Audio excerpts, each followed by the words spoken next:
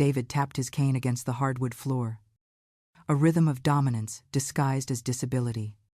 Unaware that this was the last morning his darkness would hold me hostage. He smirked as he heard the clatter of the skillet. Believing my silence was submission rather than the breath before the executioner's swing.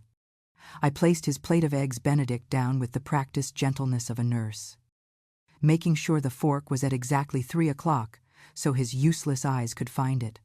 His face drained of color not when he tasted the food, but when the heavy oak chair opposite him scraped against the floorboards and a throat cleared. He realized then, in the suffocating quiet of our kitchen, that my silence wasn't a surrender, but a verdict delivered in the presence of a witness he couldn't manipulate. You know how people talk about marriage being a partnership? A beautiful dance of give and take where two souls merge into one stronger entity. I used to believe that. Imagining our life like one of those Norman Rockwell paintings where the sunlight hits the dust motes just right.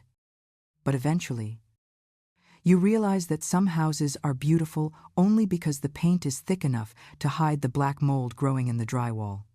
Imagine waking up every single day for 3 years with the sole purpose of being someone else's eyes, guiding their hands to their coffee cup, describing the color of the autumn leaves outside the window, and reading the morning paper aloud until your throat feels like it's filled with ground glass. I gave up my nursing career, my friends, and my dignity to be the cane he leaned on, the guide dog he didn't have to feed, and the punching bag that couldn't hit back, because how could you strike a helpless blind man? The smell of brewing dark roast coffee and sizzling bacon usually signals the start of a fresh day in a respectable home. But here, it smells like a cage where the animal has finally decided to bite the hand that feeds it. Not out of malice, but because she finally realized the hand wasn't feeding her at all. The most terrifying thing wasn't that my husband lost his sight in that construction accident 3 years ago, but the cold, hard realization I made at 2:00 a.m. last night that he has been watching me every single second of every single day. I stood by the kitchen island, my hands folded over the cold granite countertop, watching the hallway where the shadows seemed to pool before receding against the morning light. Thump. Drag. Thump. Drag. The sound of his carbon fiber cane hitting the floorboards was a metronome that had dictated the rhythm of my heartbeat for over 1,000 days. But today my heart wasn't racing with the anxiety of moving a misplaced slipper or a wayward toy. David appeared in the archway, wearing the silk pajamas I had ironed for him, his eyes hidden behind those dark, wraparound sunglasses that he claimed protected his sensitive retinas from the glare he supposedly couldn't see. He navigated the space with the hesitant, tragic grace that had won him the sympathy of the entire town. A performance so polished it deserved an Academy Award rather than the disability checks that funded his collection of vintage wines. "Sarah," he crooned, his voice dripping with that sickeningly sweet condescension that used to sound like love. "Did you move the rug again?" I nearly tripped. He lied, extending a hand into the empty air, waiting for me to rush forward and apologize for an obstruction that didn't exist. I didn't move. I didn't speak. And I didn't rush to his side to play the role of the penitent wife. Instead, just watching him pause, his head tilting slightly like a predator sensing a shift in the wind direction. It is strange how memory works, rewriting history until you can't distinguish the truth from the narrative you've been force-fed by someone who knows exactly which buttons to push to keep you compliant. 3 years ago, when the scaffolding collapsed at his building site, I sat by his hospital bed for weeks, holding his hand while he wept about a world plunged into eternal darkness, promising him that I would be his light, his compass, and his anchor.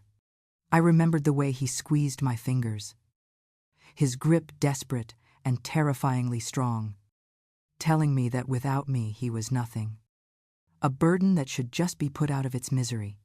That guilt, heavy and suffocating as a wet wool blanket, was what he used to shackle me to this house, making me feel like a monster every time I wanted to go out for a coffee with a friend or take a shift at the hospital. "You're leaving me alone in the dark," he would ask, his voice cracking perfectly. And I would drop my keys, take off my coat, and stay, drowning in his manufactured dependency. But the man sitting at the table now, reaching for his orange juice with a fumble that looked just a fraction too calculated, wasn't the victim I had mourned. He was a jailer who had forgotten that even the most well-constructed prisons have flaws in their design. My mind drifted back to the previous evening, the catalyst that had finally burned the fog of guilt away and left only a cold, crystalline rage. It started with something so trivial. A cheap, motion-activated camera I had hidden on the bookshelf to monitor our aging tabby cat, Mittens, who had been refusing to eat while I was out running errands for David. I had pulled up the app on my phone in the grocery store parking lot, expecting to see a lethargic cat. But what I saw on that small, glowing screen made the bag of apples slip from my fingers and roll across the asphalt. There was David in the living room. But he wasn't feeling his way along the walls or using the cane that he claimed was an extension of his body. He was dancing, actually dancing, gliding across the Persian rug with a glass of expensive Merlot in one hand, dodging the coffee table with the agility of a boxer. And then he stopped to check his reflection in the hallway mirror. He adjusted his collar, smoothed his hair, and stared directly into his own eyes, a smirk curling his lips that was so full of malice and arrogance that it turned my stomach. He wasn't just sighted, he was mocking me, miming my hunched posture, my tired gait, laughing at the invisible ghost of the wife he had enslaved. The air in the car felt suddenly too thin to breathe, and I sat there for an hour, the frozen peas melting on the passenger seat, replaying that clip over and over until the battery died and the reality of 3 years of lies settled into my bones like lead. When I walked through the front door last night, the house was dark. The performance reset as if the stage manager had called places for the second act.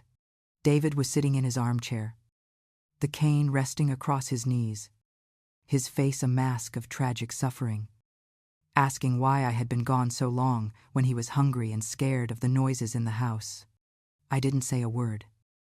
I just walked past him toward the kitchen, my silence seemingly provoking a rage that he usually kept simmering beneath the surface of his helplessness.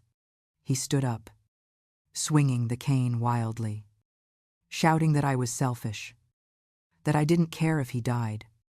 And then, with a precision that was impossible for a blind man, he brought the heavy tip of the cane down. It didn't hit the floor. It smashed into the small, ceramic urn on the mantel, the one holding my mother's ashes, shattering it into 1,000 jagged pieces that scattered across the hearth like gray snow. "Oops," he said, his voice devoid of any real remorse. A flat, dead sound that chilled me more than the violence itself. "I told you not to leave things in my way. Sarah, look what you made me do," he sneered, turning his head toward me, his sunglasses reflecting my horrified face. And I knew in that moment he could see every tear, every tremble, and he was enjoying it. I spent the rest of the night on the floor, picking up my mother's ashes with a dustpan. But I didn't sleep, and I didn't cry. Because tears are for people who still have hope that their tormentor has a conscience. By the time the sun bled through the blinds this morning, I had prepared his breakfast with a terrifying calmness, laying out the trap with the same meticulous care he had used to build his lie. Now, back in the present, David took a bite of his eggs, chewing slowly, and asked, "Why are you so quiet this morning?" "Honey cat got your tongue." I watched him wipe a crumb from his lip. And for the first time in our marriage, I didn't feel the urge to fill the silence with reassuring noises. "I'm not quiet, David," I said, my voice steady, sounding strange to my own ears, like a bell ringing in an empty church. "I'm just listening." He paused, fork hovering halfway to his mouth. Sensing the shift in the atmosphere, the static charge of a storm about to break. Listening to what he asked.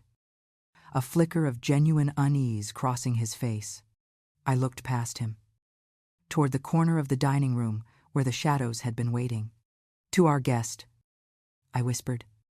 And right on cue, the man in the charcoal suit who had been sitting silently in the corner stood up, holding a manila folder thick with photos.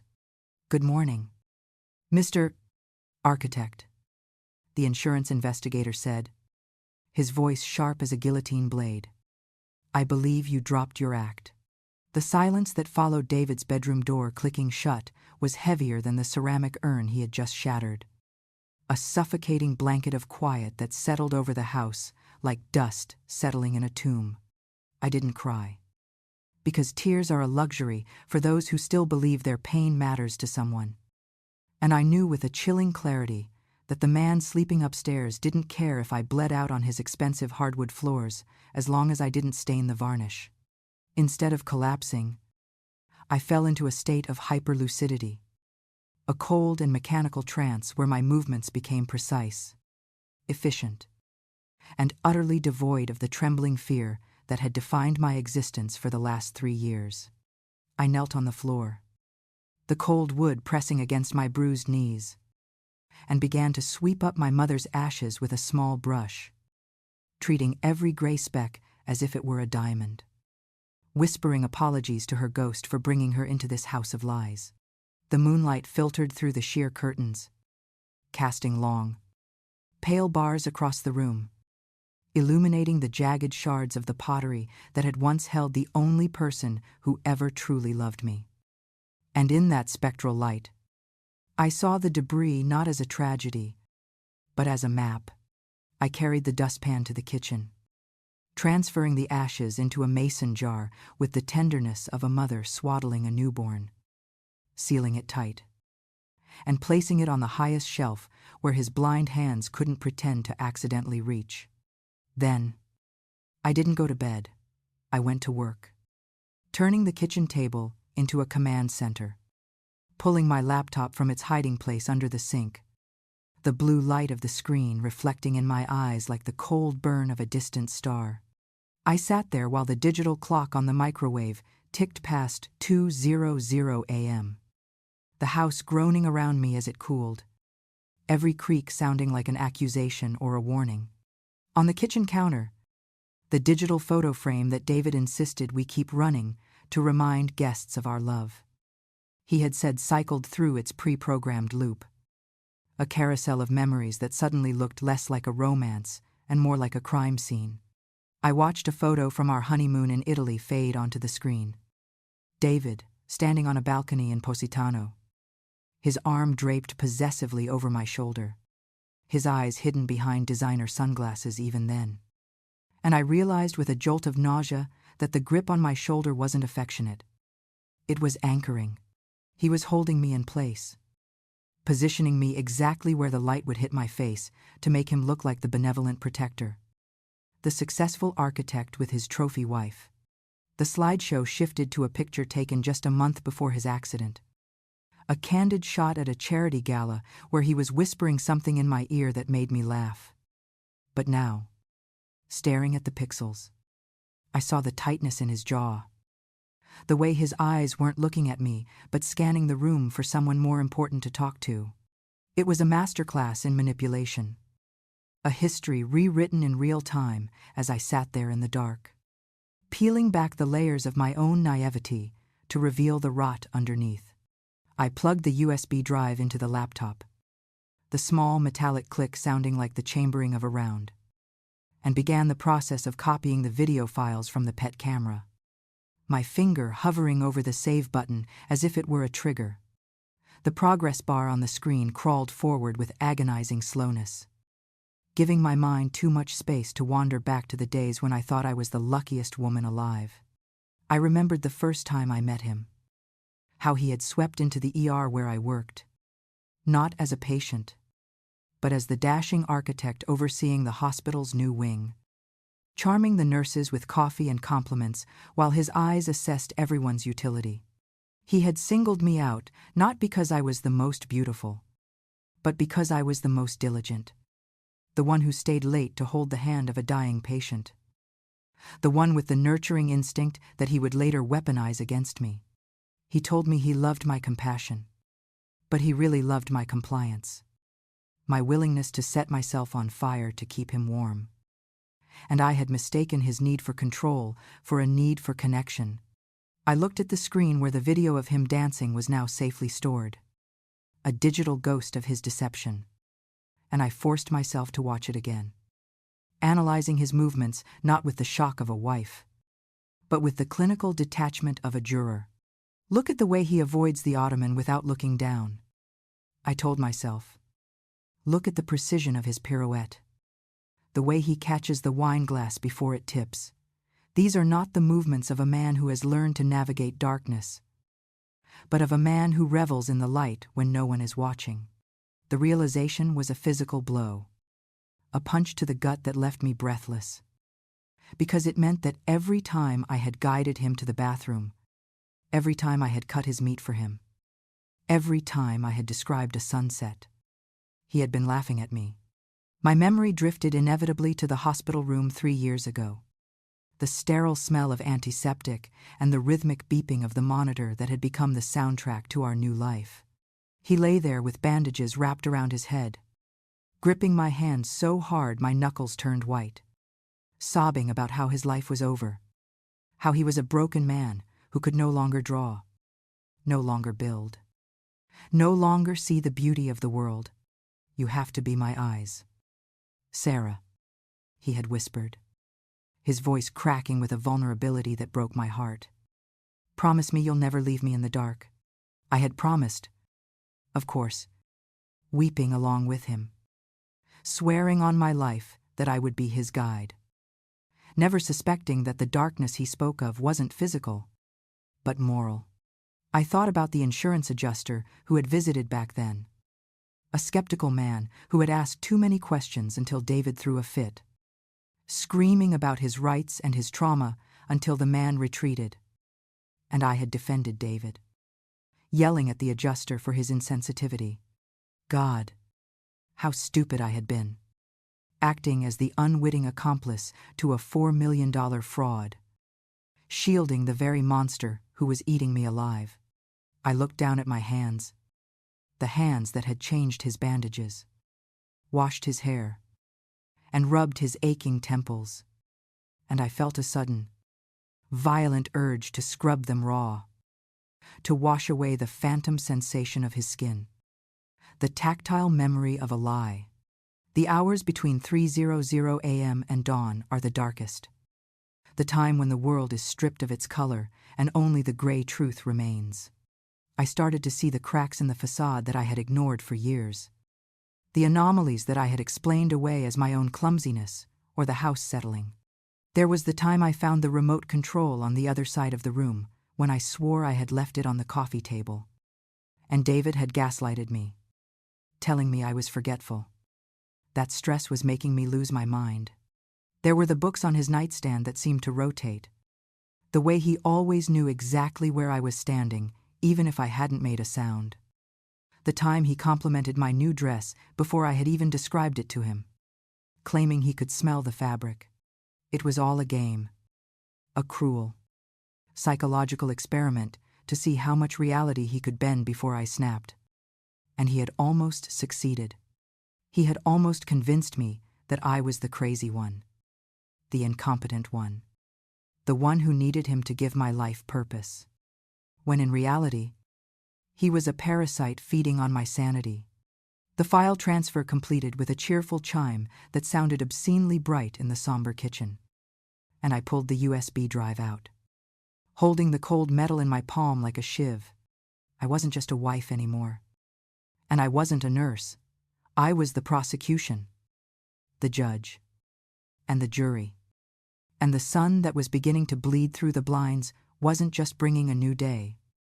It was bringing a reckoning. I stood up, my joints stiff from sitting in the wooden chair, and walked to the laundry room to retrieve his best suit, the charcoal gray Armani that he hadn't worn since the accident.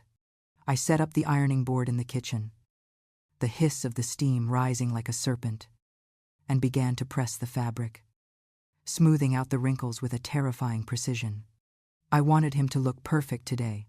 I wanted him to look like the successful, arrogant, powerful man he pretended to be, so that when the handcuffs clicked around his wrists, the contrast would be all the more devastating. I prepared the ingredients for his favorite breakfast: king crab legs, a dish that required dexterity, sight, and tools to eat a cruel test that I knew he would fail if he stayed in character, or fail if he broke it. I checked my phone, confirming the message to the insurance investigator, confirming the text to his mother, and then I went to the bathroom to wash my face. I looked at myself in the mirror, seeing the dark circles under my eyes, the pale skin, the faint bruise on my arm where he had grabbed me weeks ago. And I applied a layer of red lipstick, a color he hated because he said it was too aggressive. I smiled. And it wasn't a nice smile. It was the baring of teeth. I walked back to the kitchen, hearing the floorboards upstairs creak as he woke up. And I stood by the island, waiting for the performance to begin, knowing that this time I had written the ending. The silence that followed the investigator's accusation was not empty, but heavy and suffocating, hanging in the air like the humidity before a violent thunderstorm, thick enough to choke on. David did not drop his fork, nor did he gasp in the melodramatic fashion of the soap operas he despised, because David was a master architect of human emotion, and he knew that a sudden reaction would be a confession in itself. Instead, he froze for a fraction of a second, a micro pause that only a trained eye or a suspicious wife would notice, before his face relaxed into a mask of confused, polite irritation, the kind a man wears when a telemarketer interrupts his dinner. "I beg your pardon," David asked, his voice smooth as polished marble, turning his head slowly in the general direction of the sound, deliberately aiming his gaze a few inches to the left of where Mr. Vance was standing. A subtle calculation to maintain the illusion of blindness. "Sarah, who is this man? And why is he in our kitchen making tasteless jokes about my disability?" he continued, his tone shifting to that familiar, patronizing cadence he reserved for me when I forgot to buy his preferred brand of coffee or left a window open. I remained leaning against the granite island, my arms crossed over my chest, watching him navigate the treacherous waters of his own lies, noting how the vein in his temple throbbed just once, a tiny, involuntary Morse code signaling his rising panic. "He isn't joking, David," I said softly, my voice devoid of the trembling apology he expected. "And he isn't leaving until you finish your breakfast." Mr. Vance pulled out the heavy oak chair opposite David and sat down, the scrape of the wood against the floor sounding like a gavel striking a bench, signaling the beginning of a trial David didn't know he was attending. "I'm not here to joke, Mr. Blackwood," Vance said, placing a thick manila folder on the table, the sound of the paper landing with a dull thud that seemed to vibrate through the room. "I'm here to talk about the structural integrity of your story, which, much like your last architectural project, seems to be built on a foundation of sand." David stiffened, his knuckles whitening around the handle of his fork, and for a moment, the air in the room shifted, transporting us back to the real beginning of this nightmare, long before the accident that allegedly took his sight. It wasn't a sudden tragedy that broke us, but a slow, corrosive erosion of his ego, a crumbling of the golden pedestal he had built for himself in the center of our lives. I watched him reach for his water glass, his hand trembling slightly, and I remembered the night 3 years ago when I found him sitting in his study, surrounded by blueprints that had been rejected, a bottle of scotch empty on the desk, weeping not for us, but for his tarnished reputation. To understand the monster sitting at my table, You have to understand the man he used to be. Or rather, the god he thought he was. Striding through construction sites in his Italian suits. Barking orders at contractors who feared his wrath more than they feared safety violations. David wasn't just an architect, he was a visionary.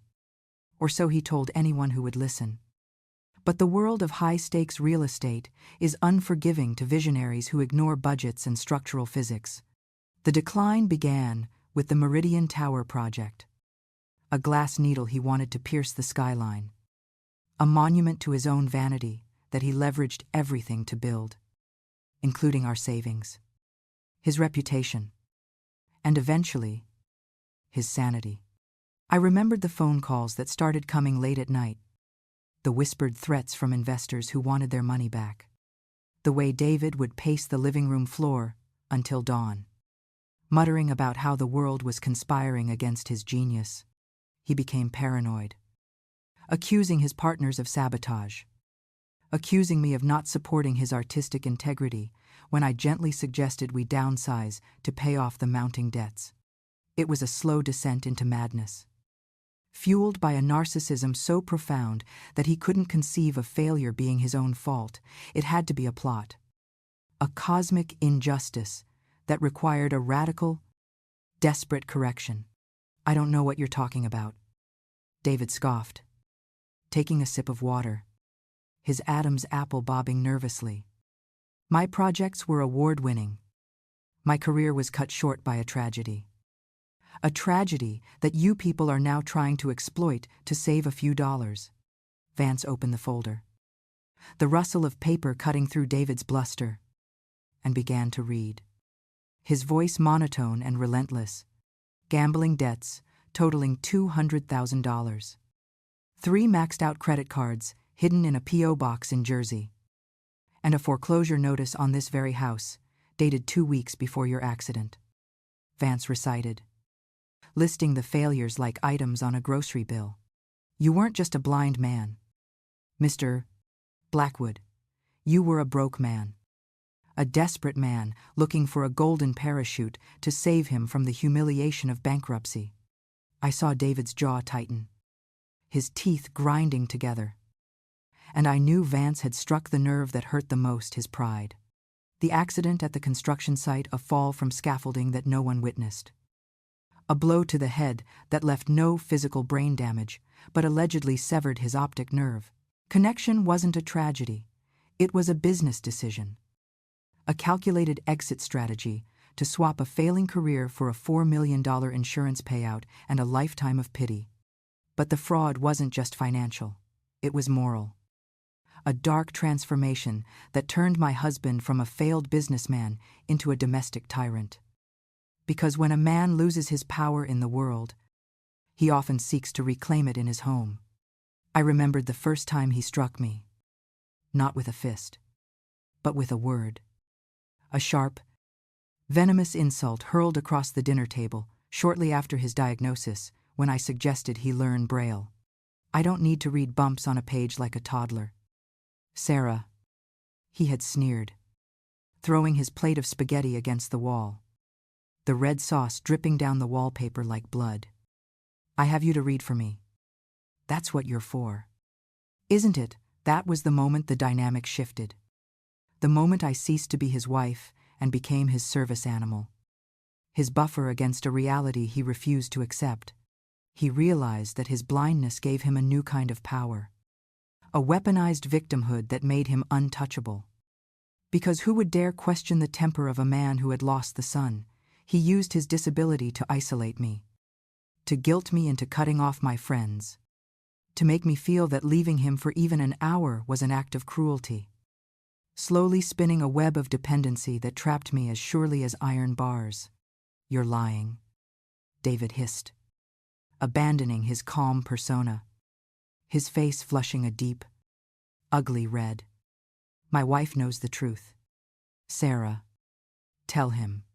Tell him how you've nursed me. Tell him about the nightmares I have. He turned his head toward me, his sunglasses reflecting the kitchen lights, expecting me to rush to his defense, to play my part in the script he had written. But I didn't move. I simply gestured to the plate in front of him. The steaming king crab legs that lay on the porcelain like alien limbs. Bright red and formidable. "Eat your breakfast." "David," I said, my voice cold and flat. "It's your favorite, isn't it, king crab? It takes a lot of focus to eat." The trap was set. Not with wires or cages, but with a culinary challenge that required visual coordination. The use of a cracker and a pick. A nightmare for a truly blind man, but an annoyance for a sighted one. David hesitated, his hands hovering over the plate, realizing too late the corner I had painted him into. If he ate it skillfully, he revealed his sight. But if he fumbled too much, he looked incompetent in front of the man he was trying to outsmart. I'm not hungry," he stammered, pushing the plate away, the ceramic screeching against the glass tabletop. "My stomach is upset from this harassment." Vance leaned forward, his eyes locking onto David's concealed gaze. "That's unfortunate, Mr. Blackwood, because I have a video here. Time-stamped 2:14 a.m. this morning. Showing you eating a leftover slice of pizza from the fridge with remarkable precision. Dodging the mayonnaise jar without even brushing against it."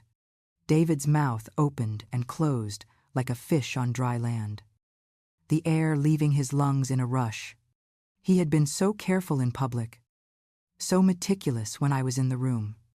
But his arrogance had made him sloppy in the sanctuary of his own home, believing that his stupid wife and her cat were the only witnesses to his secret life.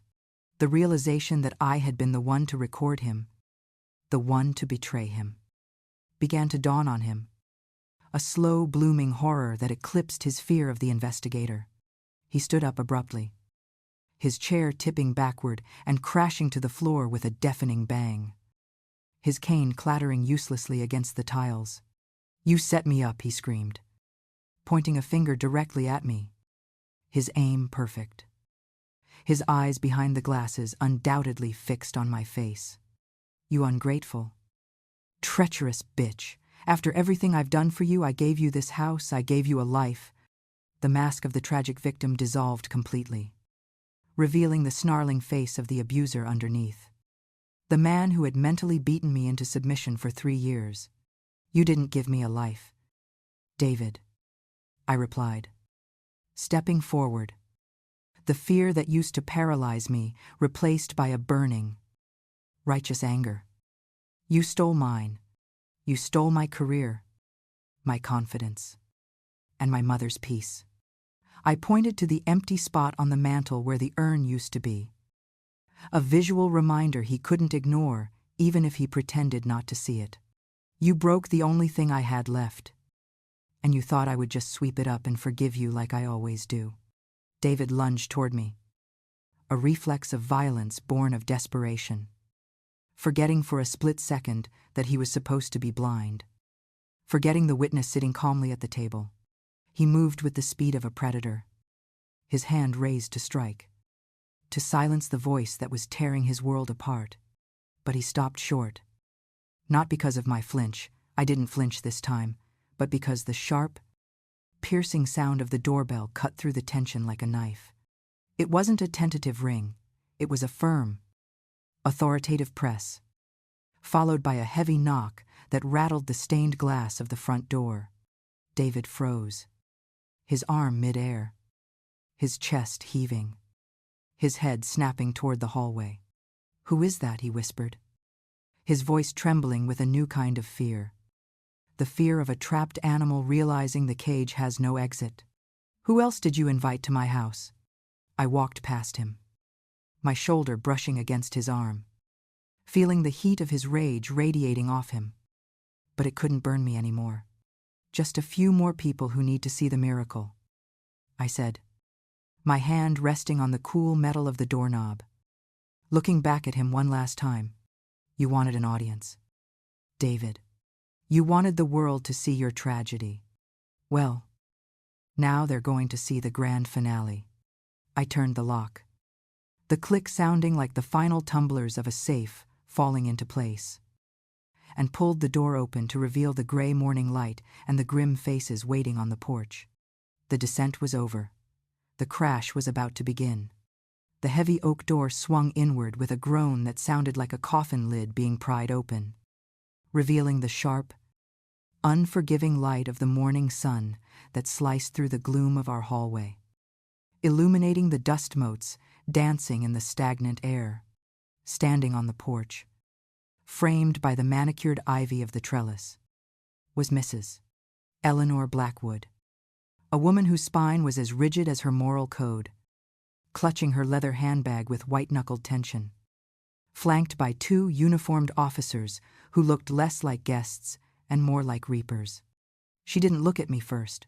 Her gaze, sharp and predatory as a hawk's, flew past my shoulder, piercing the shadows of the dining room to land squarely on her son, the man she believed was a helpless martyr, now frozen in a tableau of grotesque violence.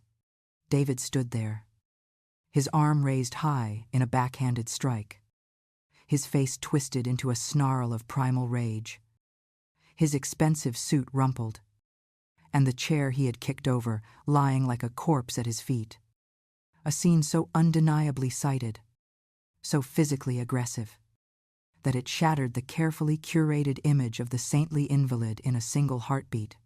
For a second, the only sound was the distant hum of a lawnmower down the street, a mundane noise that underscored the absurdity of the horror unfolding in our foyer. Before Eleanor's voice, brittle as dried leaves, cut through the silence. "David," she whispered. Not a question, but an accusation. A single word that carried the weight of a lifetime of maternal pride crumbling into dust. To understand why I didn't flinch when David raised his hand.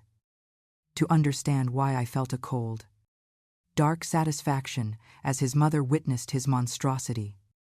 You have to go back to the darkness of last night, to the moment the last thread of my empathy was severed. The memory washed over me, visceral and suffocating, transporting me back 12 hours to when I had walked through that same door, carrying grocery bags heavy with the premium organic ingredients he demanded, my shoulders aching from a double shift of emotional labor. The house had smelled of stale bourbon and expensive cologne, a cloying mixture that always signaled his foul moods, and the lights were dimmed low, not for his comfort, since he claimed not to see, but to set a stage for his performance of suffering. I had found him in the living room, not listening to an audiobook or resting, but pacing with a terrifying agility, swerving around the ottoman and the coffee table with the grace of a panther, stopping only when he heard the click of my key in the lock. By the time I entered the room, he had thrown himself onto the sofa, grabbing his cane and assuming the posture of a discarded rag doll, his head lolling back as if the weight of his blindness was physically crushing him. "You're late," he had drawled, his voice thick with a feigned slur. "I've been sitting here in the dark, starving, terrified that something happened to you, and you didn't even pick up your phone." I had set the bags down on the kitchen counter, the rustle of paper sounding too loud in the oppressive quiet, and walked into the living room, trying to suppress the tremor in my hands caused by the video I had just watched in the car.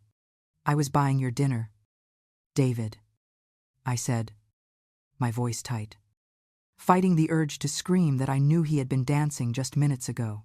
He laughed, a harsh, barking sound that had no humor in it, and stood up, tapping his cane aggressively against the floorboards, inching closer to me until I could smell the alcohol on his breath. "Dinner? You think I care about dinner when I'm imprisoned in this hell," he shouted, his face contorting. And then, with a cruel precision, he began to circle me, his unseeing eyes tracking my movements perfectly behind those black lenses. "You're useless, Sarah. You can't even keep a schedule. My mother was right about you. You're not strong enough to handle a man with a burden like mine." He was baiting me, poking at my insecurities like a child poking a bruise, looking for a reaction that would justify his anger, looking for an excuse to punish me for his own failures. And then, he found it. He stopped in front of the fireplace, his head tilting toward the mantel, where the only thing I truly cherished resided: a simple, hand-thrown ceramic urn, glazed in a soft, clouded blue, holding the ashes of my mother, the woman who had warned me about David's temper on her deathbed. "This house is cluttered," he muttered, swinging his cane in a low arc, testing the air. "Too many things in the way. Too many obstacles for a blind man." My heart hammered against my ribs, a frantic bird trapped in a cage, because I knew, with a sickening certainty, that this wasn't an accident waiting to happen. It was an execution. "David, please," I said, stepping forward, abandoning my anger for desperate pleading. "That's Mom. Don't swing the cane there. Please. Just sit down." He paused, a cruel smile playing on his lips, the smile of a man who knows he holds the leverage. And he turned his face toward me, lowering his voice to a conspiratorial whisper. "Oh, is that where she is? Watching us, judging me." The violence, when it happened, was shocking in its efficiency. He didn't flail. He didn't stumble. He tightened his grip on the handle of the cane, took a half step back to generate torque, and swung the heavy carbon fiber shaft horizontally. A calculated strike that was aimed not at the air, but directly at the center of the mantel. The sound was hideous, a wet, dull crunch, followed by the high-pitched shattering of ceramic, and time seemed to slow down as the blue jar exploded, sending a cloud of gray ash and bone fragments billowing into the air like a phantom storm. The debris rained down onto the hearth, coating the black iron of the fireplace grate in a layer of pale dust. A lifetime of love and sacrifice reduced to dirt on his floor. I stood frozen, unable to breathe, watching the gray powder settle on his polished shoes, feeling a part of my soul detach and wither away. David didn't gasp. He didn't drop the cane in shock. He stood amidst the wreckage of my mother, dusted off his sleeve with a casual flick of his wrist, and said the words that would seal his fate forever. "Oops," he deadpanned, his tone devoid of shock or sorrow. "I told you, Sarah, you shouldn't leave trash in a blind man's way." The memory receded, leaving me cold and hard in the morning light. And I looked at Mrs. Eleanor Blackwood, seeing the realization dawn on her face as she connected the dots between the son she worshipped and the monster standing before her. She stepped into the hallway, her heels clicking sharply on the tile, her eyes wide with a mixture of confusion and horror, looking from David's raised fist to the investigator sitting calmly at the table. And finally to me. "David," she said again, her voice gaining a tremor of hysteria. "Why are you standing like that, and why is your cane on the floor?" David flinched as if struck, his arm lowering slowly, awkwardly, his brain frantically trying to recalibrate, to spin a narrative that could explain away the violence, the precision, and the lie. He turned toward her, his movements jerky, and for the first time, he made a fatal error. He looked directly at her, his head tracking her movement perfectly before she had even spoken again. "Mother," he stammered, his voice cracking, shedding the baritone of the abuser and reverting to the whine of a caught child. "Mother, you don't understand. She upset me. She's trying to confuse me. I was just feeling for the wall." He wasn't feeling for the wall. "Eleanor," I said, my voice cutting through his lies like a scalpel, stepping aside to let the police officers enter the space I had once called a home. He was aiming, just like he aimed at my mother's urn last night. Eleanor's hand flew to her mouth, her eyes darting to the empty spot on the mantel where the blue jar had stood for 3 years. Seeing the faint residue of gray dust that I hadn't completely scrubbed from the brickwork. A ghostly stain of his cruelty. "The urn," she whispered, her face paling. "You broke Sarah's mother. It wasn't the fraud that broke her heart in that moment. It was the cruelty. The senseless, petty malice of a man she thought she had raised to be a gentleman." David pulled off his sunglasses, perhaps thinking that revealing his sightless eyes would garner sympathy. But the eyes that blinked in the sunlight were clear, focused, and terrified, darting around the room with the frantic energy of a rat looking for a drainpipe. "It was an accident," David yelled, sweating now, the perspiration beading on his forehead. I stumbled. I didn't know it was there. Sarah moved it. She's setting me up. But Mr. Vance, the investigator, stood up from the table, picking up the manila folder and walking toward the group. His presence authoritative and final. "We have the video." "Mrs. Blackwood," Vance said gently, addressing the mother but keeping his eyes on the son. "We have footage of him from the pet camera, dancing, reading, and swinging that cane with the accuracy of a baseball player." Eleanor swayed, grabbing the doorframe for support, and looked at her son with an expression that was worse than anger. It was revulsion. The silence that followed was absolute, the kind of silence that marks the end of an era, the death of a delusion.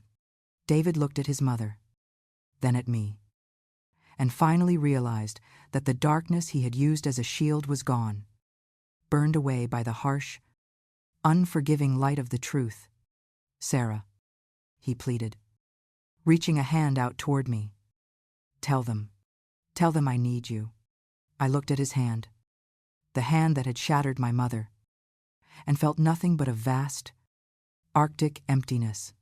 "You don't need me, David," I said, turning my back on him to face the police.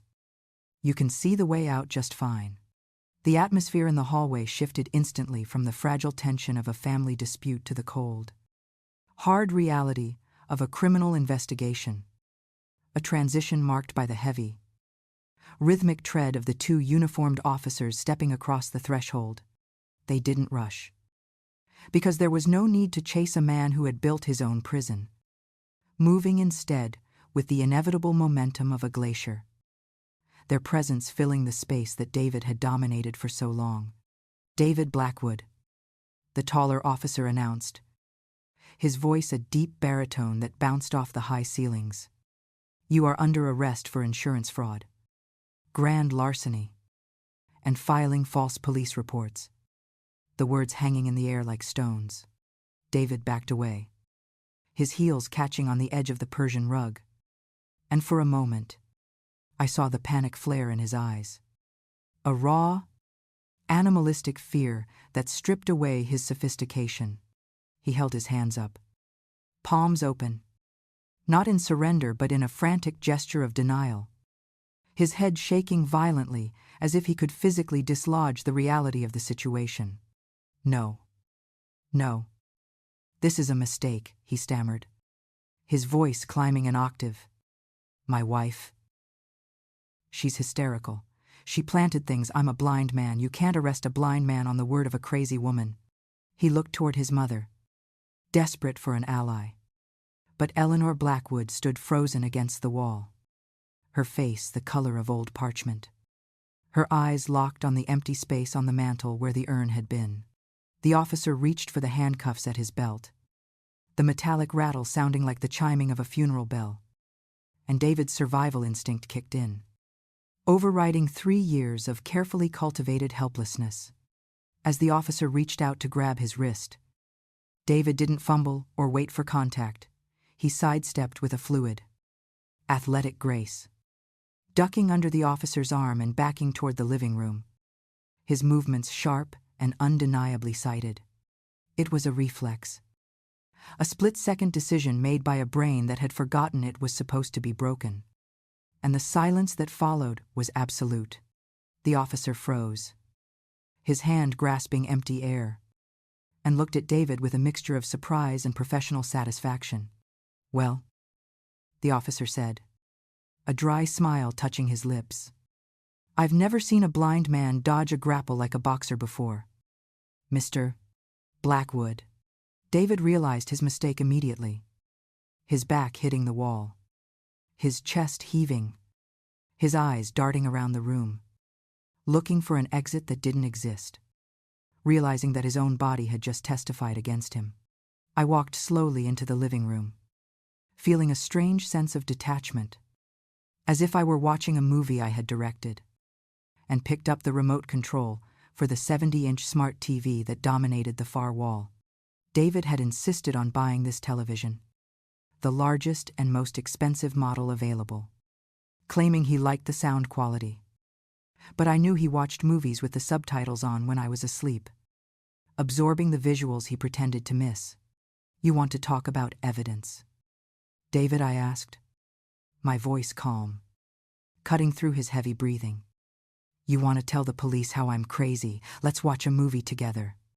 I pressed the power button, the screen flaring to life with a blinding brightness. And then I cast the video file from my phone, the one labeled simply, "The Truth." The room was suddenly filled with the digital timestamp of 2:14 a.m. And there, in high definition, was David, not cowering in the dark, but standing in the center of the very room we were now occupying.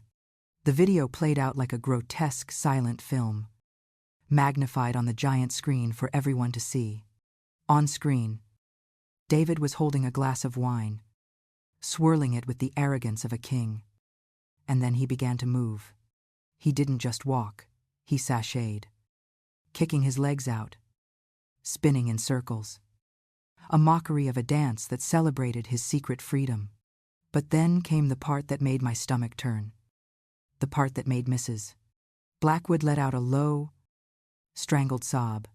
On the screen, David put down his wine and hunched his shoulders, clasping his hands together in a pantomime of subservience, dragging his feet across the floor. He was imitating me. He was mimicking the way I walked after a double shift, the way I carried the weight of his world on my back. And then he threw his head back and laughed, pointing at the invisible ghost of his wife, mouthing words that were clearly insults. It was a performance of pure, unadulterated hatred, a visual symphony of narcissism that stripped him of any lingering humanity. In the living room, the real David stared at the screen, his mouth slightly open, watching his own reflection with a horrified fascination, seeing himself not as the hero of his own story, but as the villain of ours. "That's not. That's deep fake. That's AI," David shouted, desperation making his arguments ludicrous. "She manipulated it, she's a tech witch," but no one was listening to him anymore. Eleanor Blackwood walked past the police officers, her steps unsteady, and stopped in front of the television, staring up at the giant image of her son, mocking the woman who had cleaned his sores and cooked his meals. She watched him on the screen check his reflection in the mirror, fixing his hair with a vanity that was sickening. And she turned slowly to face him. "I raised you to be a man," she whispered, tears finally spilling over her lashes, tracking through the powder on her cheeks. "I stood by you when you lost your business. I defended you when people called you a failure. And this is who you are." Her voice broke, not with anger, but with the crushing weight of disappointment, the kind that kills love instantly. "You didn't just lie to the insurance company, David. You lied to me. You let me cry for you. You let me pray for your eyes while you were laughing at us." David looked at his mother, and for a second, I thought he might break, that he might fall to his knees and beg for forgiveness. But narcissists do not break, they only deflect. His face twisted into a sneer, the mask of the victim dissolving completely to reveal the ugly, entitled brat underneath. "Oh, save the tears, mother," he spat, straightening his tie with a sharp tug. I did what I had to do. I was a genius. I was building a future. Do you think I wanted to live like this? Pretending to be crippled, I did it for the money, for the legacy. He turned to me, his eyes burning with hatred. And you parasitic little nurse. You should thank me. I gave you a purpose. You were nothing before me, just a lonely woman with a dead mother and a boring job. I made you important. I let you be the wife of a martyr. The silence that followed his outburst was absolute. The kind of silence where you can hear the dust settling. As the officers looked at each other, realizing they didn't need to ask any more questions, he had just confessed to everything, driven by his own uncontrollable ego. That's enough. Mr. Blackwood, the officer said, his voice hard, stepping forward and grabbing David's arm, spinning him around with a force that made David grunt. The handcuffs clicked shut, a sharp, metallic sound that signaled the end of the performance. The closing of the curtain on his 3-year play.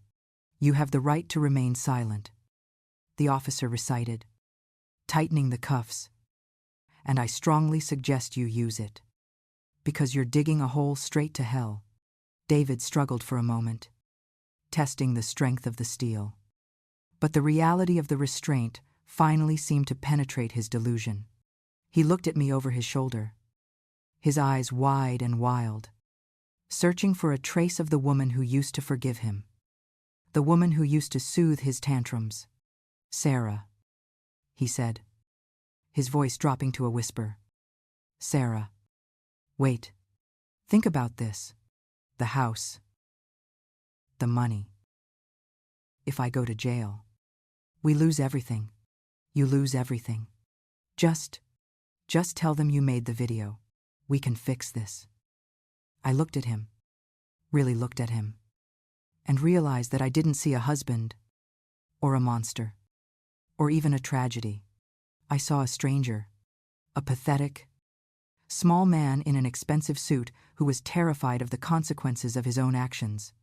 I walked over to the coffee table and picked up his sunglasses, the black Ray-Bans that had been his shield and his weapon.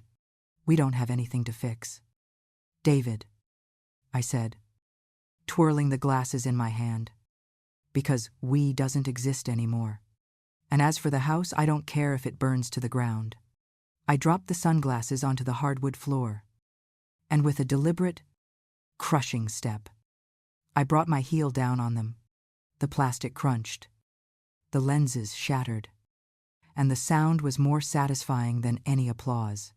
Take him away, I said to the officers, turning my back on him to face the window. The show is over. As the police led him out, David began to scream, shouting profanities, blaming the world, blaming me, blaming God.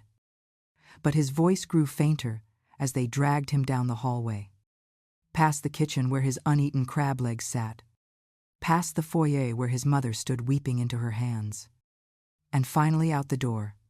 I listened to the heavy thud of the front door closing, cutting off his voice mid-scream. And suddenly, the house was quiet. But it wasn't the heavy, suffocating silence of the last 3 years, the silence of walking on eggshells. It was a hollow, echoing silence, the kind that exists after a storm has passed and the air is scrubbed clean. I stood there, alone in the living room, with the giant image of him still frozen on the TV screen. And I pressed the off button. The screen went black. The darkness was finally gone. The wail of the police sirens faded into the distance, a dying mechanical scream that was swallowed by the indifferent suburban morning, leaving behind a silence so profound that I could hear the hum of the refrigerator and the erratic, terrified beating of my own heart. The house, which for 3 years had been a suffocating theater of shadows and whispers, suddenly felt cavernous, stripped of the oppressive energy that David had radiated even when he was sitting still. I stood in the center of the living room, surrounded by the debris of his arrest, the overturned chair, the crushed sunglasses, the faint scuff marks on the hardwood where he had struggled, and felt a strange, weightless sensation, as if gravity had momentarily loosened its grip on my bones. It wasn't the triumphant joy of a victor standing over a fallen enemy, but the hollow, exhausting relief of a survivor pulling herself onto a shore after a shipwreck, looking back at the stormy water and realizing that the ocean didn't care if she lived or died. Mrs. Eleanor Blackwood was still standing by the window, her back to me. Her rigid posture finally collapsed into a curve of utter defeat, her hands gripping the velvet drapes as if they were the only things keeping her upright in a world that had just tilted on its axis. She looked smaller than I had ever seen her, stripped of her matriarchal armor, reduced to a mother who had just watched her only son be dragged away in chains. Not for a noble cause, but for the petty, shameful crime of greed. I walked over to her slowly, the floorboards creaking under my feet, a sound that used to make me freeze in terror for fear of waking David. But now it was just a sound, a simple friction of wood against wood with no consequences. "Eleanor," I said softly, reaching out a hand but stopping inches from her shoulder, respecting the bubble of her grief. "You should sit down. The police, they're gone." She turned to me, her face ravaged by the kind of sudden aging that comes from shock, her mascara running in dark, jagged lines down her powdered cheeks, looking like cracks in a porcelain doll. "I didn't know." "Sarah," she whispered, her voice trembling, her eyes searching mine for any sign of accusation. "I swear on my Bible, I didn't know. I thought he was suffering. I prayed for his eyes every night. I lit candles." Her confession was a pathetic, heartbreaking sound. The realization that her faith and her love had been weaponized against her by her own flesh and blood. David hadn't just stolen insurance money. He had stolen his mother's prayers, twisting her devotion into a shield for his deceit. "I know you didn't," I replied, feeling a sudden surge of pity for this woman who had once terrified me with her judgments. Realizing that we were both victims of the same narcissist. Two women played against each other to keep his throne secure. He blinded us both. "Eleanor, he just used different methods." I guided her to the sofa, the same sofa where David had sat night after night feigning blindness. And she sank into the cushions as if her legs had turned to water. "He broke your mother," she said, staring at the empty mantel, her mind fixated on that one act of violence that had shattered her image of him more than the fraud itself.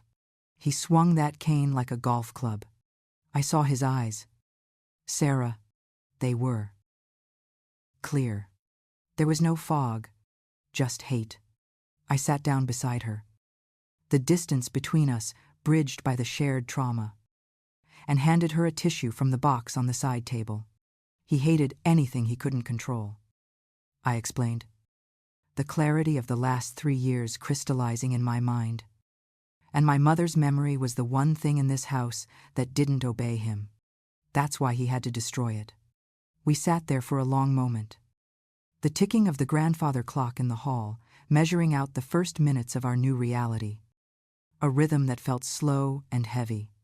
Eventually, the need to move, to clean, to erase the physical remnants of the lie took over, a coping mechanism I had honed during years of servitude. "I need to clean up the kitchen," I said, standing up, my voice sounding steadier than I felt. "There is food. There is a mess." Eleanor nodded absently, lost in her own internal replay of the arrest. And I walked into the kitchen, the scene of the crime, the place where the trap had been sprung. The breakfast table was a grotesque still life of a celebration that never happened. The crystal glasses filled with untouched orange juice, the linen napkins folded into swans, and in the center, the platter of king crab legs, the expensive seafood, now cold and beginning to smell faintly fishy in the warming air. looked like alien limbs, spiky and red, a symbol of the extravagance David felt he was owed. I picked up the platter, feeling the weight of the waste, and carried it to the trash can, dumping the entire meal, hundreds of dollars worth of food, into the bin with a satisfying thud. It felt sacrilegious to waste food, but I couldn't imagine eating it. It was poisoned by his touch, by the intent behind the meal. I scraped the plates, the sound of porcelain clinking against the ceramic sink echoing loudly, washing away the culinary props of his final performance. Then came the dismantling of the accessible house. I walked around the kitchen, pulling off the tactile bumps I had stuck onto the microwave buttons and the oven dials, the little raised stickers meant to help a blind man navigate. I ripped them off with a ferocity that surprised me, my fingernails scraping against the plastic, leaving sticky residue that I scrubbed away with a sponge until the appliances looked normal again. These markers were lies. Every single one of them was a physical manifestation of my enslavement, a constant reminder that I had bent my entire world to accommodate a disability that didn't exist. I went to the hallway and picked up the cane he had dropped, the carbon fiber rod that he had used to tap, to poke, and ultimately to strike. It felt light in my hand, deceptively innocuous, but to me, it was a weapon. I didn't put it in the umbrella stand. I walked to the back door, opened it, and threw the cane as far as I could into the overgrown hydrangeas in the backyard, watching it disappear into the greenery. It would rot there. I would never let it tap on my floors again. When I returned to the living room, Eleanor was standing up, smoothing the wrinkles in her skirt with trembling hands, trying to reassemble the fragments of her dignity. "I should go," she said, her voice thin. "I need to. Call the lawyer. I need to. I don't know what I need to do." She looked lost. A captain whose ship had sunk, leaving her drifting in the open ocean. "You don't need to save him, Eleanor," I said firmly, meeting her gaze. "You can't pay his bail with your soul. He made his choice." She looked at me, and for the first time, I saw respect in her eyes, a recognition of the strength it took to bring down her son. "You were a good wife, Sarah," she said, the admission costing her something. "Better than he deserved. I'm sorry I didn't see it." She walked toward the door, passing the spot where the police had dragged David out, and paused. "What will you do? The house? The mortgage?" Vance said he was broke. "I don't know," I answered honestly, leaning against the doorframe. "But whatever I do, I'll do it with my eyes open." She nodded, a sharp, jerky movement, and walked out into the sunlight, a diminished figure retreating to a lonely car. I closed the door and locked it, turning the deadbolt with a solid click. I was alone, truly alone. But the silence wasn't empty anymore. It was full of possibility. I walked back to the living room and saw the crushed remains of the Ray-Ban sunglasses on the floor, the black plastic shards scattered like beetle shells. I fetched the broom and dustpan, sweeping them up, the crunch of the plastic sounding like music. I dumped the debris into the trash on top of the crab legs, tying the bag shut with a knot so tight my knuckles turned white. I carried the bag outside to the curb, the fresh air hitting my face, and as I walked back up the driveway, I noticed a single dandelion growing through a crack in the concrete. David would have made me pull it up, claiming it ruined the aesthetic. I stopped, looked at the small yellow flower, and left it there. It was a weed. Yes, but it was free, and so was I. The peace that settled over the house after the police cars departed was a deceptive thing, fragile as the surface tension on a cup of water, waiting for the slightest tremor to spill over into chaos. I spent the first hour of my new life sitting at the kitchen table, not celebrating, but conducting an autopsy on the corpse of our finances. A task that required the cold precision of a coroner rather than the emotions of a wife. The mail, which I had piled unopened in a wicker basket for weeks. Per David's instructions, he had always insisted that bills are a man's burden. A chivalrous lie to cover his tracks, now lay spread out before me like a tarot spread of doom. Each envelope I slid open released a fresh demon, a foreclosure notice from the bank dated 2 months ago. A final warning from the electric company. Credit card statements showing charges for online gambling sites and luxury hotels in the city that coincided with the nights he claimed to be resting his eyes in his study. The numbers were staggering. A red sea of debt that drowned out any hope of keeping this house. This beautiful, cursed mausoleum that we had built on a foundation of fraud. I looked at the grand double-height ceiling, the marble countertops, and the custom crown molding, and realized that none of it belonged to us. We were merely squatters in a monument to David's vanity, living on borrowed time and stolen money. The realization should have been terrifying.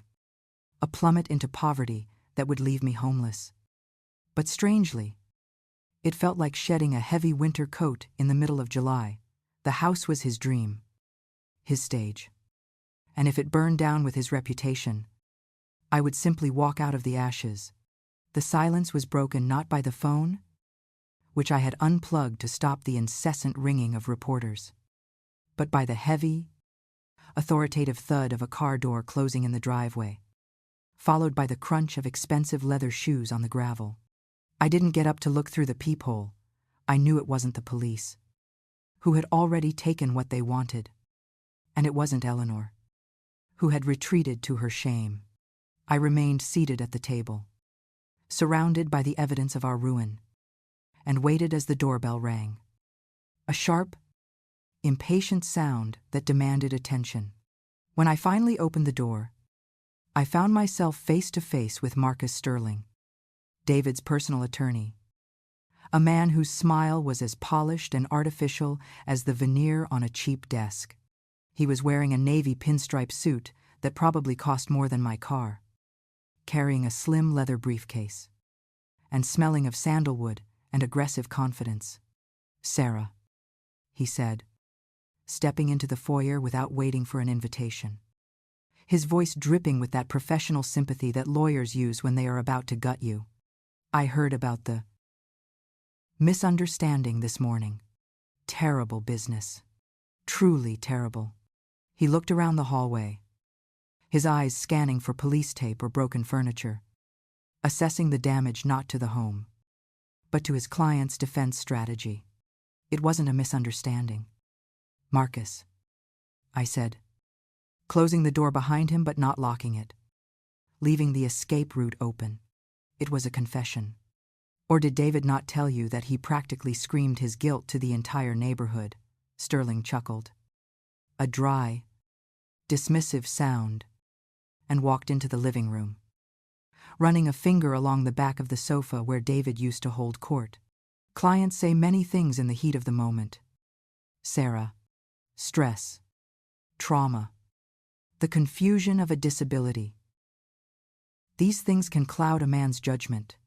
He turned to face me, his expression hardening, the mask slipping just enough to reveal the shark beneath. "David is in a holding cell right now, very confused and very worried about you. He thinks you might be having a breakdown. He thinks you might have hallucinated some things." This was the gambit, the opening move in a game of gaslighting that they planned to play all the way to the courtroom.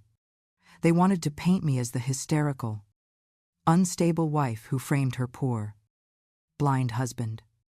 A narrative that would explain away the video, the testimony, and the truth. I didn't hallucinate the dancing. "Marcus," I replied, walking past him to the kitchen, forcing him to follow me into my territory. "And I didn't hallucinate the 3 credit cards maxed out on DraftKings." I gestured to the table covered in overdue bills. "Is this a hallucination too? The fact that the bank is coming for the keys in 30 days? Sterling glanced at the papers, his composure faltering for a split second before he recovered. He placed his briefcase on the table, right on top of a foreclosure notice, effectively covering the ugly truth with his expensive leather. "That is exactly why I'm here," he said, lowering his voice to a conspiratorial whisper. "David knows about the financial situation. He knows things look bleak. But he has resources. Resources that the police don't know about. Accounts that are not in his name." He paused, letting the implication hang in the air like smoke. "He wants to make a deal with you, Sarah. If you agree to sign a statement saying that the video was doctored, that you edited it in a moment of anger, he will give you access to those accounts. Enough to pay off the mortgage. Enough to keep this life." I stared at him, incredulous. Even from a jail cell, stripped of his belt and shoelaces, David was still trying to buy me, still convinced that money was the only language I understood. He truly believed that I was fighting for the house, for the status, for the comfort of this suburban prison. "So that's the offer," I asked, leaning against the counter. Crossing my arms, I perjure myself. I go to prison for filing a false report. And in exchange, I get to keep a house that I hate. Sterling smiled, a thin, oily curving of his lips. "You won't go to prison, Sarah. We'll frame it as a mental health crisis. You were stressed, overworked. The court will be lenient. You get probation. David gets acquitted due to lack of credible evidence. And you both walk away with the money. It's a win-win." He opened his briefcase and pulled out a document, a pre-typed affidavit waiting for my signature. A contract with the devil printed on legal bond paper.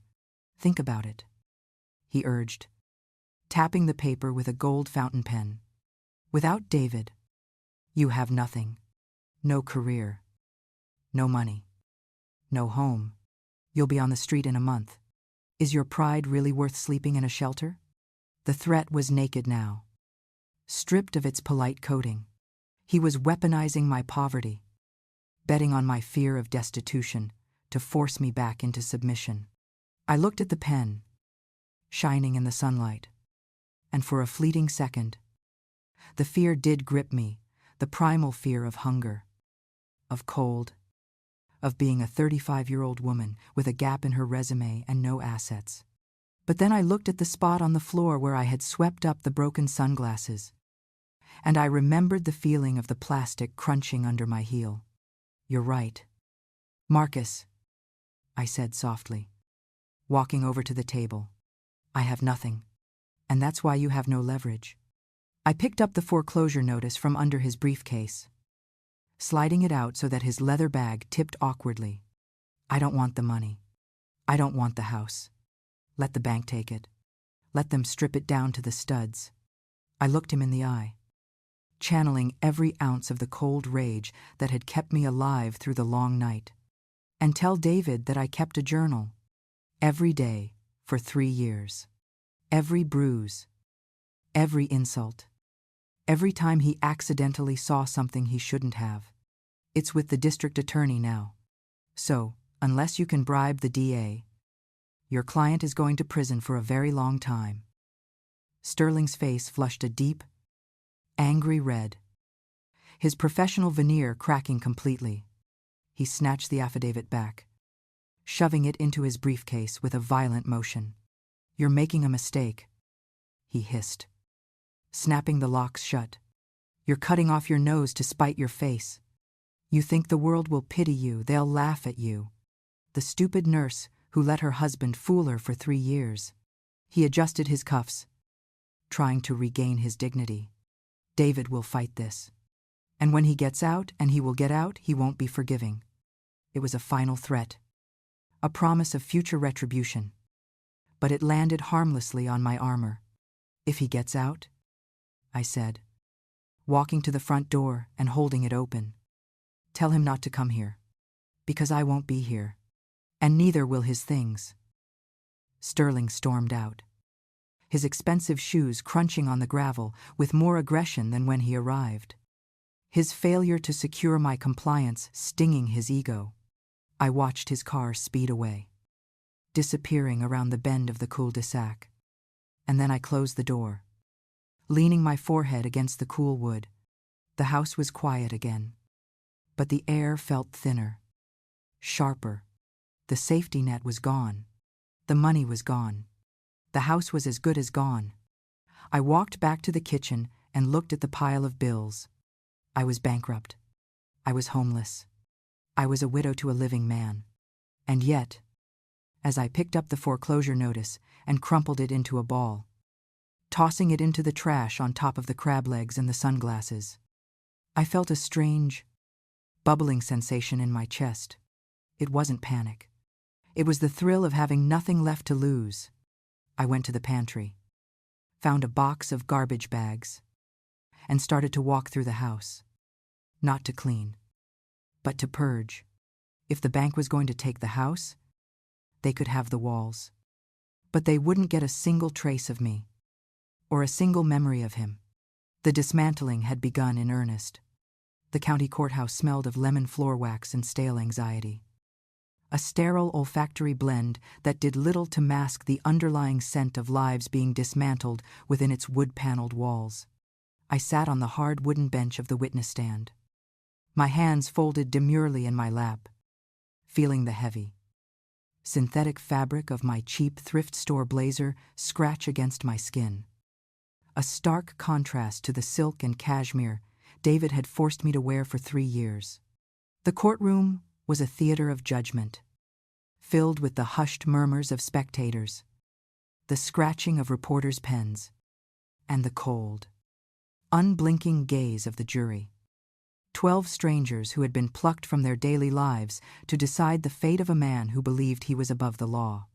I looked across the aisle to the defense table, where David sat slumped in a chair that seemed too big for him, wearing an orange jumpsuit that clashed violently with his pale, indoor skin. His wrists shackled to the table's metal loop. He was still playing the part, squinting his eyes shut behind a pair of cheap, state-issued clear glasses, tapping his foot nervously as if feeling for vibrations. A pathetic pantomime that no longer inspired pity, only a deep, curdling revulsion. He looked smaller, without his tailored suits and his expensive cologne, stripped of the props that had supported his ego, revealed as the small, frightened man he had always been beneath the bluster. "Mrs. Blackwood," the district attorney said. A sharp-featured woman named Ms. Reynolds, who moved with the precision of a hawk circling prey. "Please state for the court what you are holding in your hand." I looked down at the black, leather-bound notebook resting on the witness box ledge, the spine cracked and worn from constant use, the pages thick with the ink of my misery. "It's my journal," I answered, my voice steady, amplified by the microphone so that it reached every corner of the silent room. I started writing in it 3 days after David came home from the hospital. He told me that writing was a waste of time, so I hid it in the hollow space behind the loose brick in the laundry room. "Ms. Reynolds nodded, pacing slowly in front of the jury box, ensuring that every juror was focused on the small black book that contained the autopsy of a marriage. "And what did you record in this journal?" "Mrs. Blackwood grocery lists, appointment times." I shook my head, feeling the ghost of the old fear tickle the back of my neck before I pushed it away. "No, I recorded the rules, the punishments, and the miracles." "Miracles?" Ms. Reynolds asked, pausing for effect, raising an eyebrow. "Please, read an entry for us." "Let's start with October 14th of last year."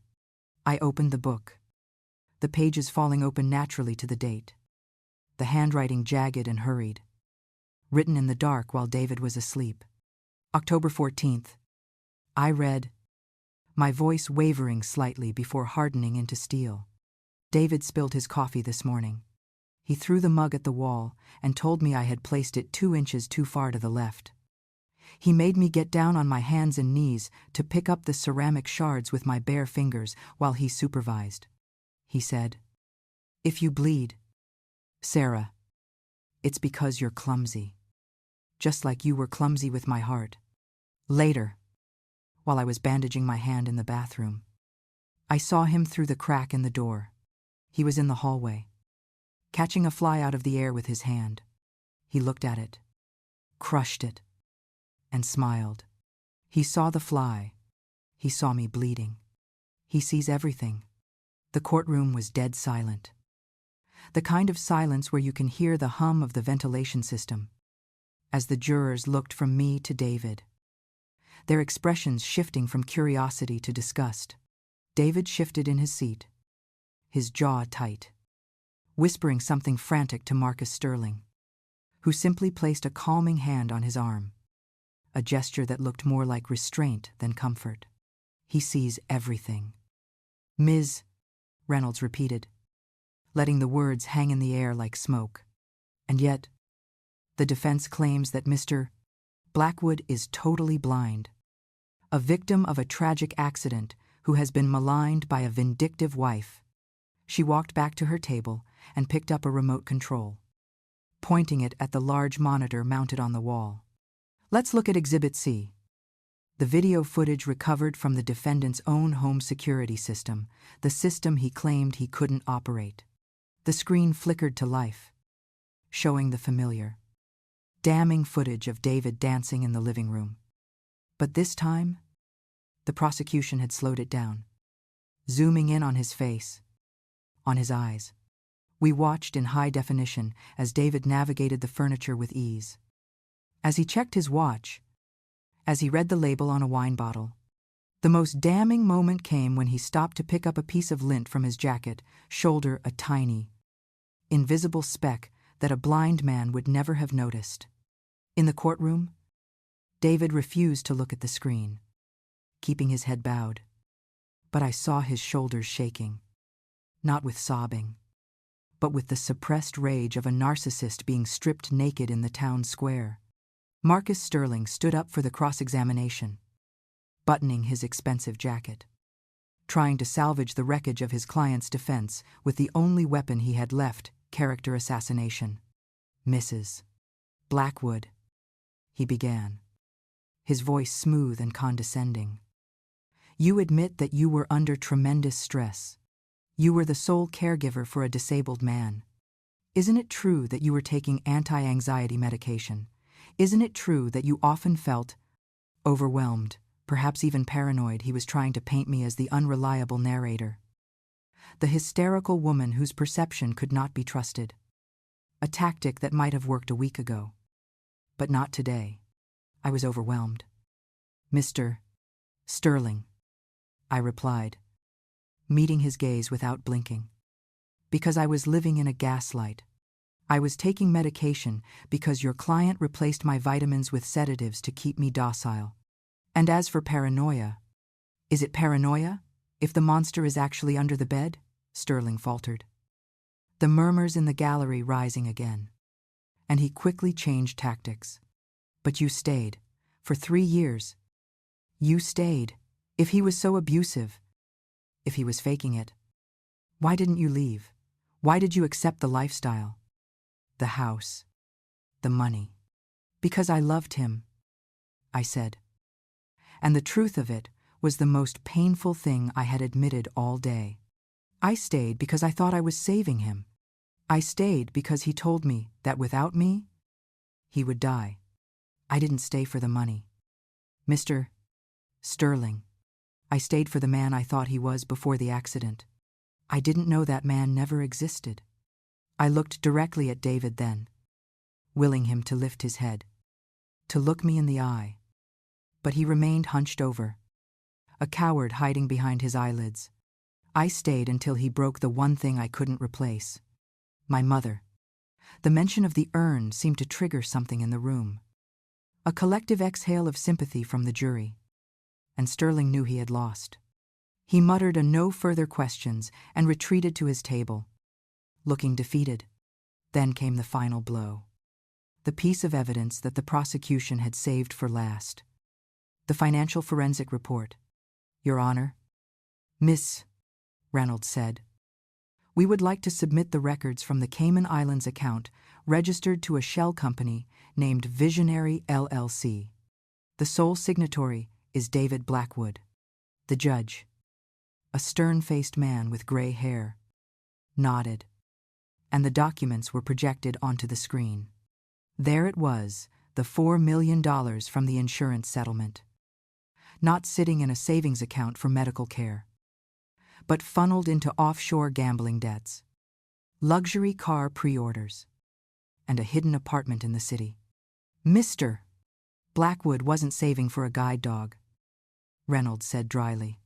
He was saving for a getaway. He planned to leave his wife destitute once the money was secured. David snapped. The accusation of being a generic thief, a common con man, was too much for his grandiose self-image to bear. He stood up, the chair screeching backward, the shackles clanking loudly against the table. That's a lie, he screamed, his voice cracking, his eyes flying open behind the cheap glasses, focusing with laser precision on the prosecutor. I am not a thief. I earned that money. I built that fortune. I am an architect. I designed this whole thing. The courtroom erupted into chaos, the bailiffs moving forward.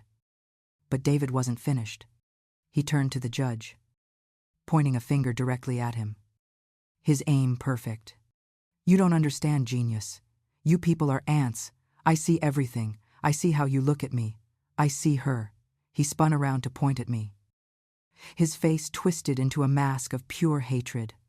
You ungrateful, miserable leech. I should have left you in the gutter where I found you. You think you beat me. I see you. Sarah, I see the fear in your eyes. Let the record show. The judge boomed, banging his gavel with a force that silenced the room. That the defendant is identifying people across the courtroom, making direct eye contact, and pointing with visual accuracy. David froze, his arms still extended, realizing too late that his ego had just signed his confession. The silence that rushed back into the room was absolute, heavy with the weight of his stupidity. He looked at his hand, then at the judge, then at me, and for the first time, the facade crumbled completely. There was no more blind man, no more victim, just a liar caught in the spotlight. He stammered, lowering his hand. I just heard her breathe. Sit down, Mr. Blackwood, the judge ordered, his voice dripping with contempt. Bail is revoked. You are remanded to custody until sentencing. Two bailiffs grabbed David by the arms, hauling him back not as a frail invalid, but as a dangerous criminal. David didn't fight this time. The fight had gone out of him the moment the judge called out his sight. He slumped in their grip, a puppet whose strings had been cut.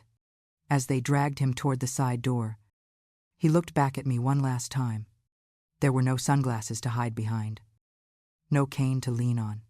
His eyes met mine, and I expected to see fire.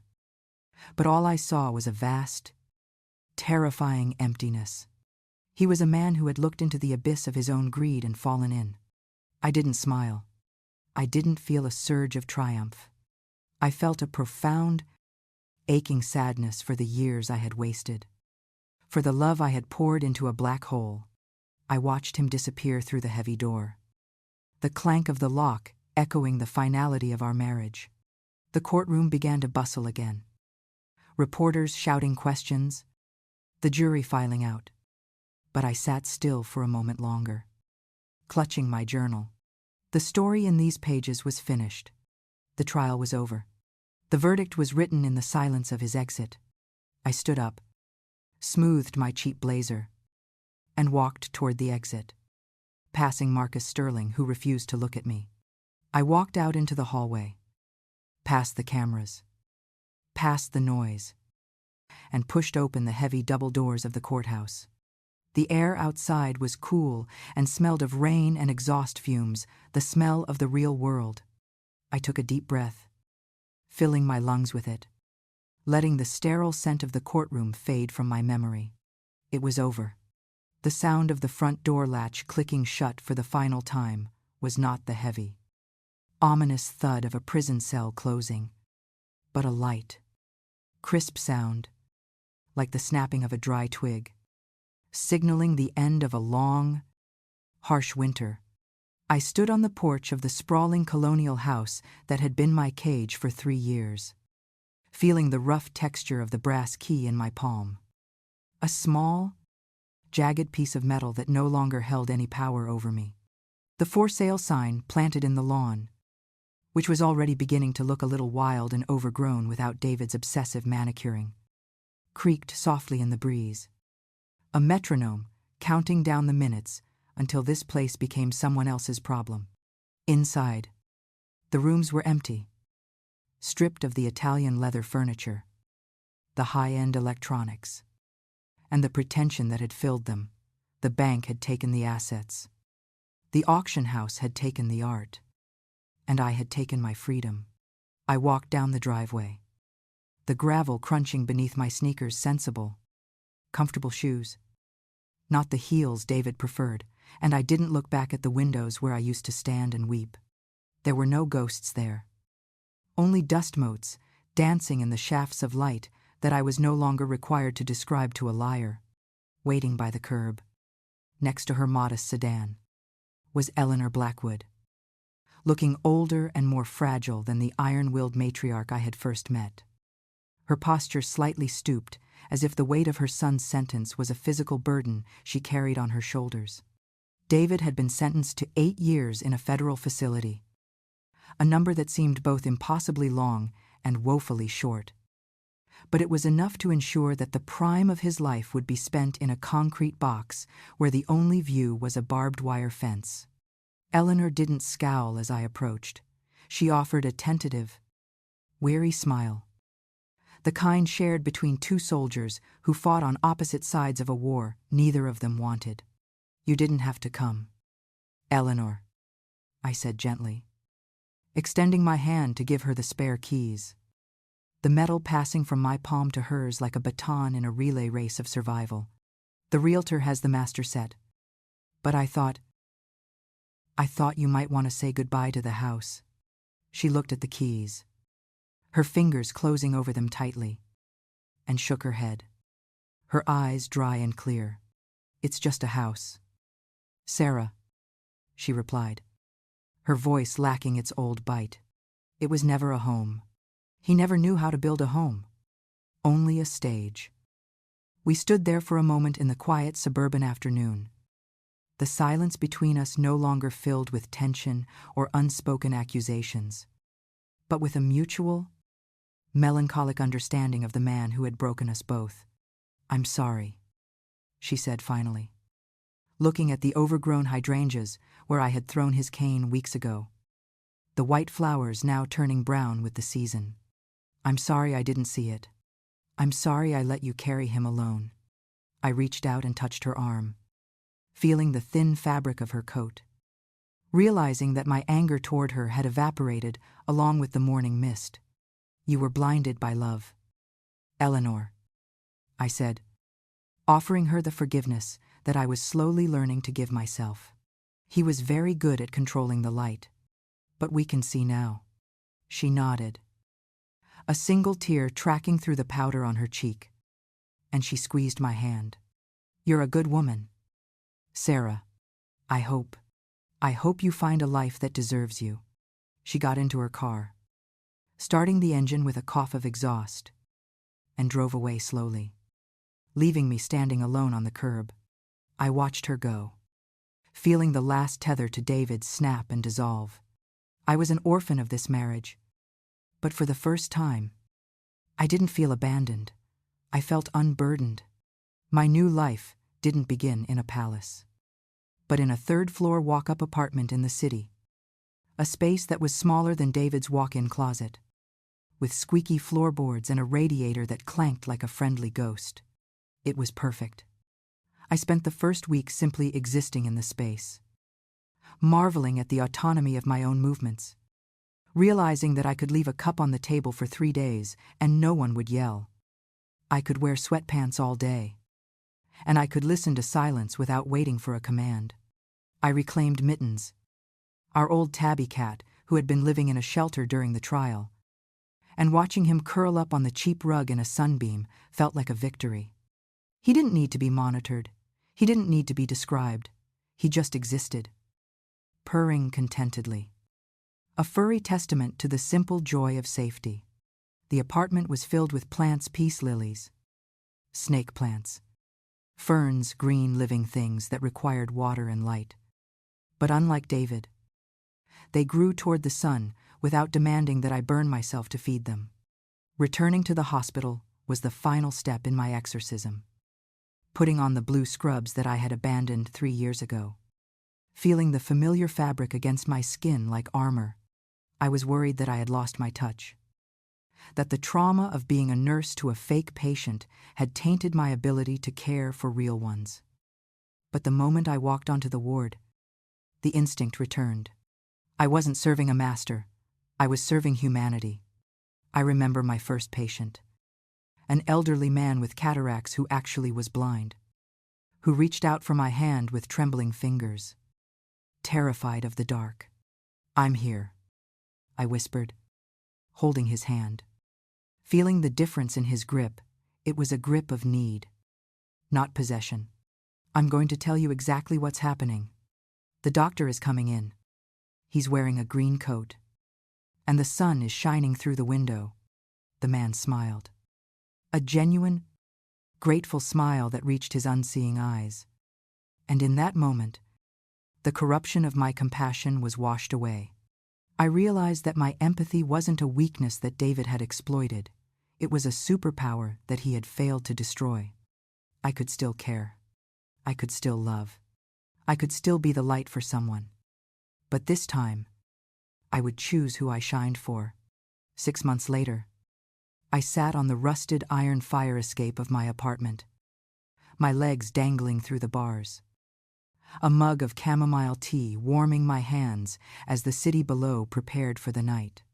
The sun was setting, a bruised purple and gold bleeding across the skyline, painting the clouds in colors that defied description. Mittens rubbed against my elbow, purring like a small engine, and I took a sip of the tea. Tasting the honey and the calm, I didn't reach for my phone to take a picture. I didn't turn to an empty chair to describe the gradient of the violet or the way the light hit the skyscrapers. I just watched. I let the visual data flood my brain, raw and unfiltered, owning the experience entirely for myself. I saw a plane blinking in the distance. I saw a couple walking a dog. I saw the lights flickering on in the building across the street. For 3 years, I had been a narrator of life, standing on the sidelines while a man with perfect vision pretended he couldn't see the world. I had lived in a state of sensory proxy, denying my own perceptions to validate his lies. But here, in the quiet hum of the city, with the cool wind on my face and the taste of tea on my tongue, I realized the ultimate justice wasn't the prison sentence or the bankruptcy or the public shame he suffered. The ultimate justice was this: I was here, whole and healing, watching the day end on my own terms. David was in a cell, surrounded by concrete, finally living in the gray, monotonous world he had pretended to inhabit. He had wanted darkness for profit, and now he had it for free. I took another sip of tea, closed my eyes, and listened to the city breathe. Then I opened them, wide and unafraid. The sun dipped below the horizon, extinguishing the day. But I wasn't afraid of the dark anymore. I knew that the morning would come, and when it did, I would be the first one to see it.